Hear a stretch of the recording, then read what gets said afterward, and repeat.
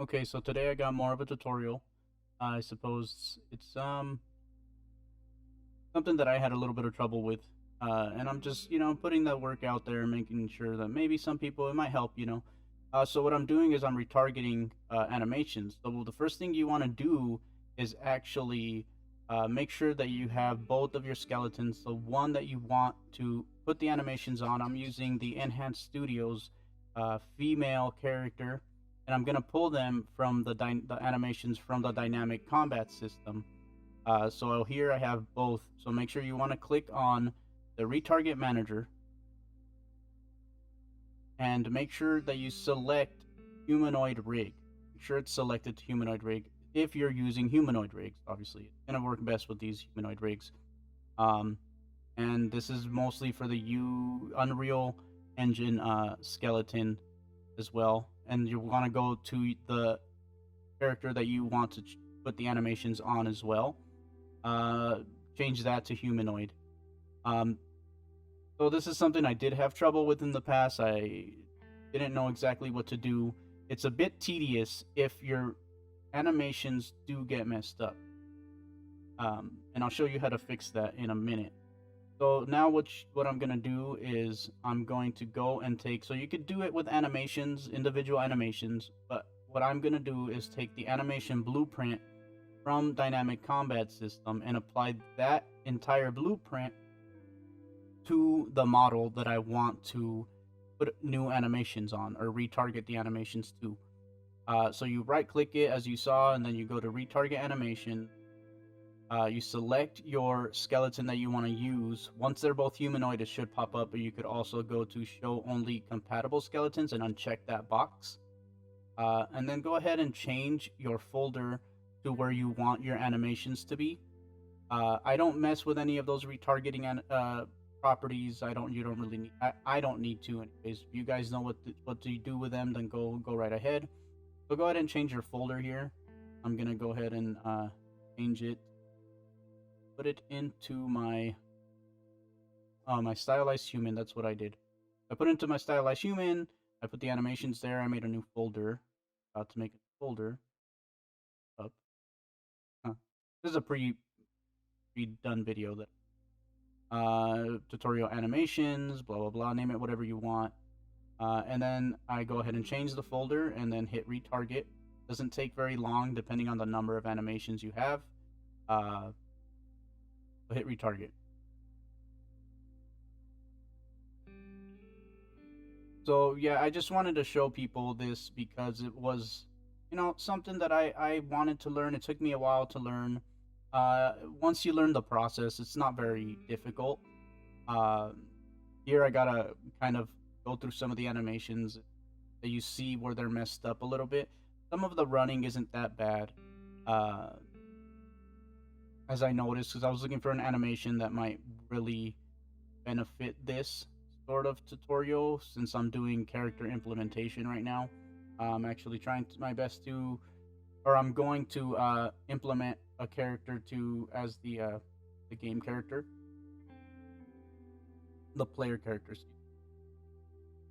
So I'm going over some of the animations that look kind of bad, and the one that I really want is the idol. So I searched for it and then find the U idol because that one's probably the worst, and it's the base animation that's going to be used whenever the player, everything defaults back to this animation via the animation blueprint or the the animation blueprint. So here's the tedious part, okay? And I'm not gonna lie to you. This is annoying, and this is why I don't really like animating in Unreal. But it's simple. It's just that it's annoying that once you use the retarget, you have to kind of mess with these. So you move the head around to where the point, uh, whatever socket or body part that you want to move in the skeleton, and then you have to key it. So once you key it with using S, it should stay there. I think I was meant to take everything and I key it first usually as it is, and then I start moving it around so I have a default place. So I'm doing this to the hands, I'm doing this to as many bones as I can. Sometimes the skeletons are a little annoying, like you won't be able to click on the sockets completely, or the joints, I'm sorry, they're the joints. Like this one for the finger. I'm pretty sure there's one there for the finger, or at least for the hand for grasping things, but I can't seem to find the bone there. And even when I turned on the character in order to view the hierarchy, I wasn't completely able to do it.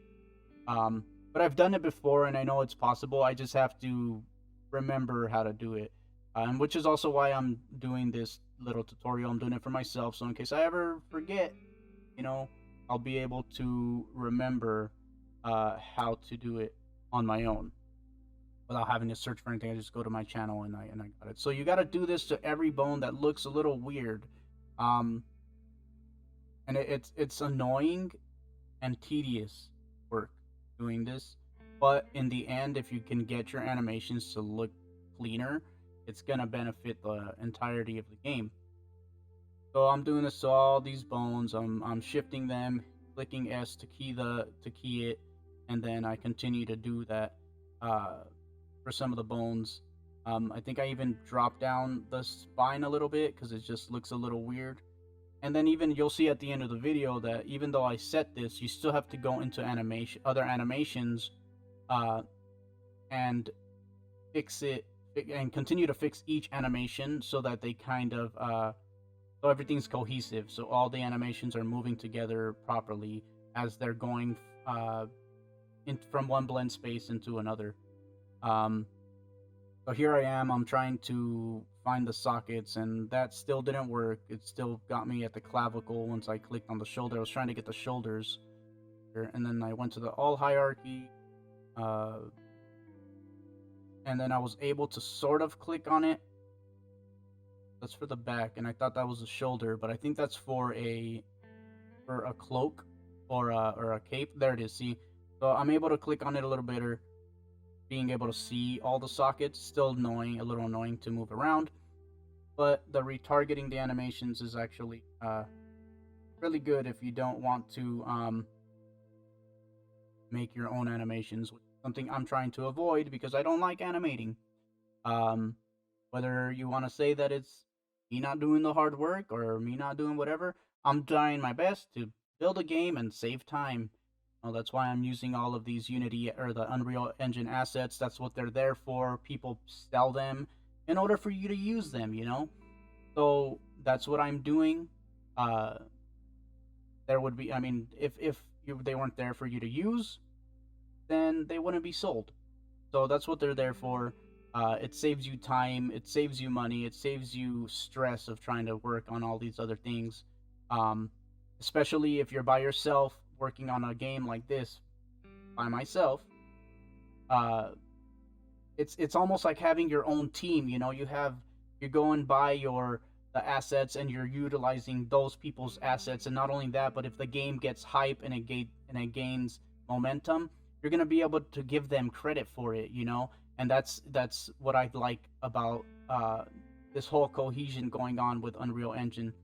So now that I fixed all the bones, at least for the tutorial's sake, that's pretty much what you got to do. You have to key all of the sockets and everything.